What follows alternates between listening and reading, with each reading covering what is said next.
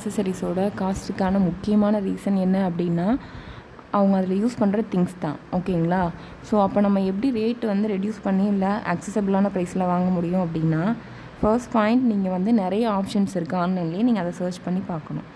Second point, நீங்கள் வந்து எல்லாத்தையும் கம்பேர் பண்ணுங்கள். எஸ்பெஷலி உங்கள் சர்க்கிளில் உங்களுக்கு தெரிஞ்சு நியர்பையில் யாராவது ஒருத்தர் பண்ணுறதுக்கு சான்ஸ் இருக்குது.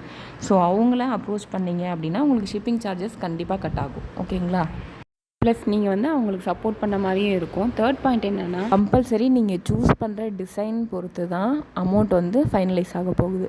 ஸோ நீங்கள் எவ்வளோ நாள் யூஸ் பண்ண போகிறீங்க, இல்லை எவ்வளோ வாங்க போகிறீங்க அப்படின்னீங்கன்னா கண்டிப்பாக உங்களால் ரீசனபிள் ரேட்க்கு வாங்க முடியும். யூஸ் பண்ணுற டிசைன்லேயே இன்னும் கொஞ்சம் டீட்டெயிலிங்காக சூஸ் பண்ணணும்.